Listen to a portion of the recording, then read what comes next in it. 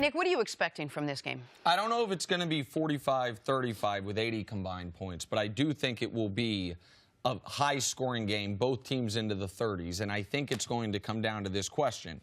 Can the Rams get the Saints off the field? And with this Saints team, that does not mean stopping them on third down necessarily. That means stopping them on fourth down. This is a big discrepancy in this game. The Rams, one of the three worst teams in the league at converting fourth downs. The Saints, one of the best teams in NFL history at going for and converting fourth downs. 15 of 18 this year on fourth down conversions. And so it's one thing, you get a stop on 3rd and 6, you hold them 5 yards, oh, they threw short of the sticks also. That don't really mean much when you're playing the New Orleans Saints. And so the flip side of that is the Saints have some banged-up offensive linemen. Andrus Pete's playing with a broken hand, didn't play well this past week, had 4 penalties. Dealing with that broken hand he suffered in Week 17, had surgery the following week. We know how dominant Aaron Donald is. We know how well Sue played the next week. So in those critical, be it 3rd and short or 4th and short situations, can the Rams front beat the Saints front? I think in a game this close, this tightly contested, it comes down to something that potentially that specific, that much in the minutia. If I'm going to get specific, I'm going to go to a group that I believe is probably the least talked about group that we've seen out of all 4 of these teams we talk about.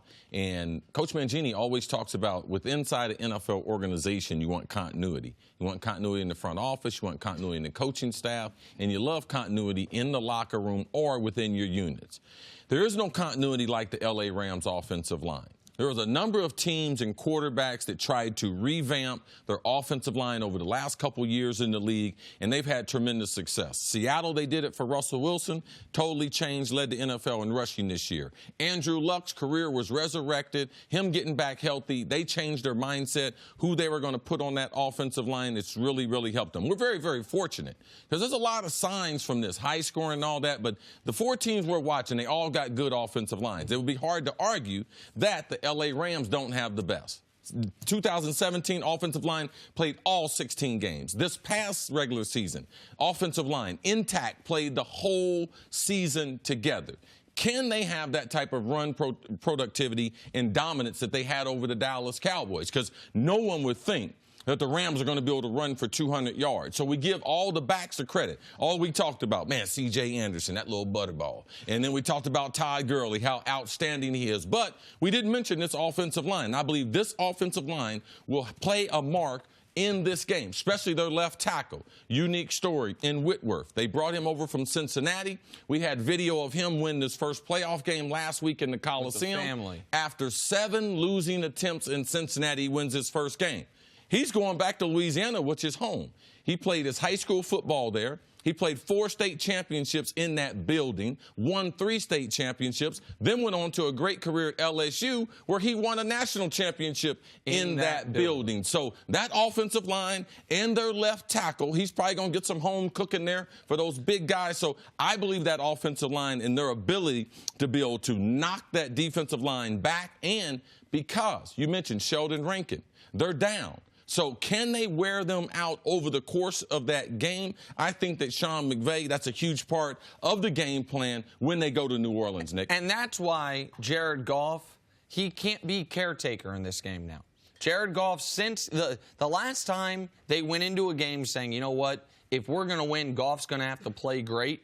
He played really well. The Chiefs game, 54-51. But since that Chiefs game, Jared Goff has 6 touchdowns, 6 interceptions. And they have just been asking him, rest of the way, let's not crash this car. Running game's going great. Offensive line's been great. Defense has been better. Let's just take this thing home. I do not think that can be what they ask of Jared Goff in this game. I know you believe in Jared Goff more than I do. I'm in the minority. All the numbers say he's top 10 quarterback in the league. His draft profile says he should be a top 10 quarterback in the league.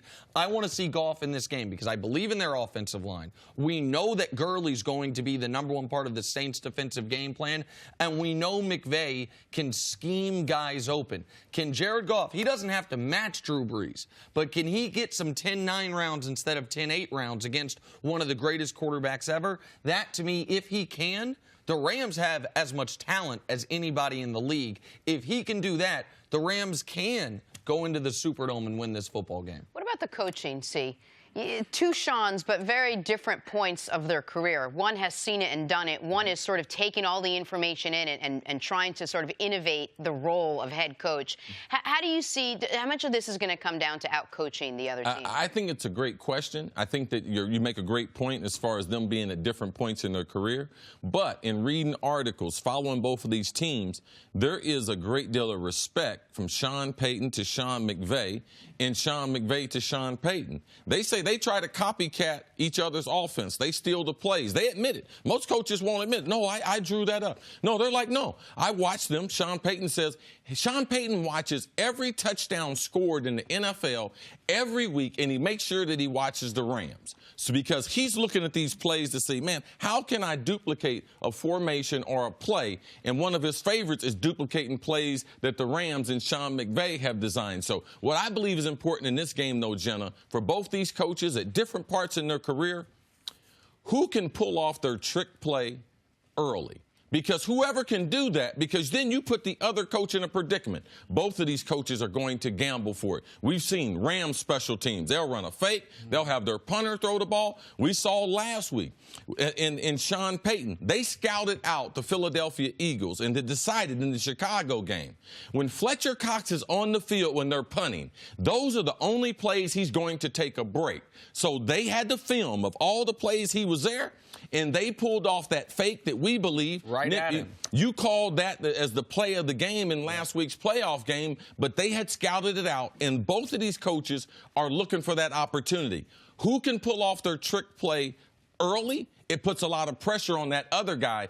Do I call it just because he did to try to show up at that? Or from a strategy standpoint, because I believe both of them have several trick plays in the game plan. I think the trick play thing is a great point with these two teams specifically, because we've seen Johnny Hekker, the Rams punter, throw the football and throw the ball well. Taysom Hill been on the field all season long. Remember that play 8 weeks ago when they had Taysom Hill, Drew Brees, and Teddy Bridgewater on the field, and we wondered if that was setting something up? Every Super Bowl, when these Super Bowl prop bets come out, one of the popular ones is over under 2.5 people throw a pass, which essentially is, are you going to run a trick play? You're going to have a wide receiver throw a pass. If that bet's available in this game, I'd take the over. I don't know. I think you might have 4 different people throw a pass in this game, whether it's Todd Gurley, it looks like it's a sweep. We know he can throw the football, throwing it like Edelman does for the Pats sometimes, whether it's Taysom Hill, which we know he can throw the ball, or Rams punter Johnny Hekker. I don't know what Sean McVay's going to do under the pressure.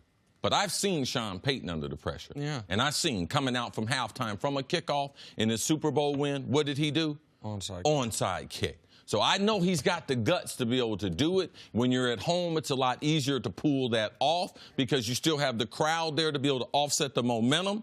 Will Sean McVay be able to have that same type of impact as Sean Payton? All right. Thanks for watching. Subscribe here to get the latest from the show. Also, be sure to check out more of the best clips from First Things First, or go watch a few segments from our other shows on FS1.